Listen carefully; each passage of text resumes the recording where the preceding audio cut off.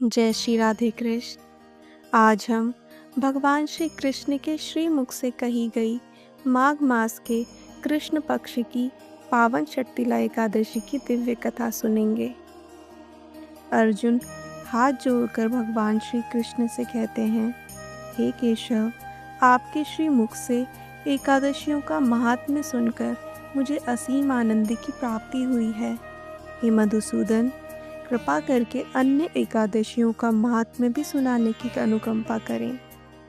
भगवान श्री कृष्ण कहते हैं, हे अर्जुन, अब मैं तुम्हें माघ मास के कृष्ण पक्ष की षट्तिला एकादशी व्रत की कथा सुनाता हूँ।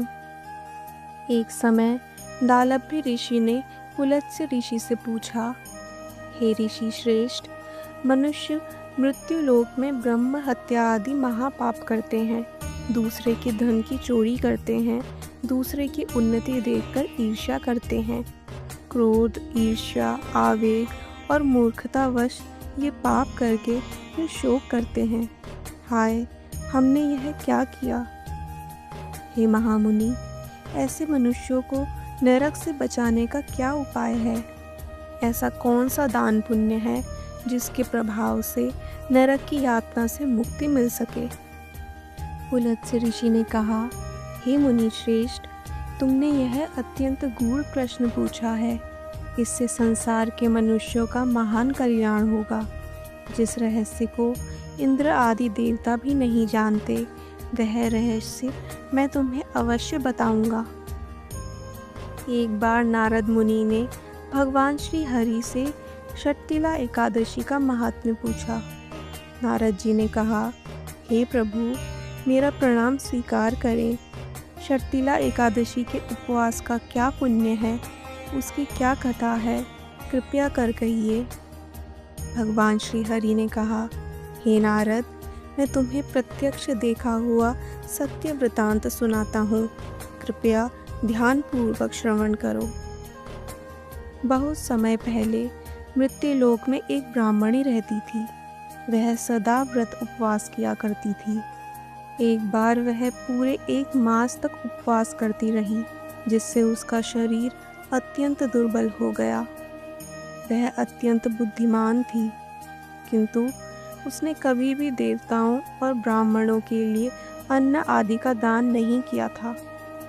मैंने विचार किया, इस ब्राह्मणी ने व्रत उपवास से शरीर तो पवित्र कर लिया है, इसे वैकुंठ लोक भी प्राप्त हो जाएगा, पर इसने अन्न दान नहीं किया है, और अन्न के बिना जीव की तृप्ति कठिन है। ऐसा सोचकर मैं मृत्युलोक में गया और उस ब्राह्मणी से अन्न की भिक्षा मांगी। भगवान बोले, माता, मुझे भिक्षा चाहिए। ब्राह्मणी ने कहा, हे योगीराज, आप यहाँ किस लिए पधारे हैं? भगवान ने कहा, मुझे भिक्षा चाहिए। इस पर उस ब्राह्मणी ने मुझे केवल एक मिट्टी का पिंड दे दिया। मैं वह पिंड लेकर स्वर्ग लौट आया। कुछ समय पश्चात वह ब्राह्मणी शरीर त्याग कर स्वर्ग पहुंची। मिट्टी के पिंड के प्रभाव से उसे आम के वृक्ष सहित एक घर मिला, किंतु वह घर अन्य वस्तुओं से रिक्त था। वह घबराकर मेरे पास आई। ब्राह्मणी ने कहा, हे प्रभु, मैंने अनेक व्रतों से आपका पूजन किया, फिर भी मेरा घर वस्तुओं से खाली क्यों है? मैंने कहा, तुम अपने घर जाओ। जब देव स्त्रियां तुम्हें देखने आएं, तब उनसे षट्तिला एकादशी का महात्म्य और विधान पूछना। जब तक वे ना बताएं, तब तक द्वार मत खोलना। वह अपने घर गई। जब देव स्त्रियां आईं और द्वार खोलने को कहा, तो उनसे ब्राह्मणी ने कहा कि यदि आप मुझे देखने आई हैं, तो पहले मुझे षट्तिला एकादशी का महात्म्य बताएं। एक देव स्त्री बोली, यदि यही तुम्हारी इच्छा है तो ध्यानपूर्वक सुनो। मैं तुम्हें विधान सहित षट्तिला एकादशी व्रत का महात्म्य बताती हूँ। जब उस देव स्त्री ने षट्तिला एकादशी का महात्म्य सुना दिया, तब उस ब्राह्मणी ने द्वार खोल दिए।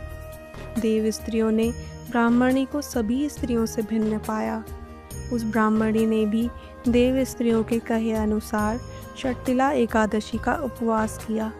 तथा उसके प्रभाव से उसका घर धन धान्य से भर गया। अतः हे पार्थ, मनुष्य को अज्ञान को त्याग कर शर्तिला एकादशी का उपवास करना चाहिए।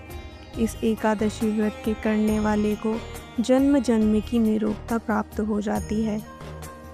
कथा सार यह है कि इस उपवास को करने से जहाँ हमें शारीरिक पवित्रता एवं निरोगता प्राप्त होती है, वहीं अन्न तिल आदि दान करने से धन धान्य में वृद्धि होती है।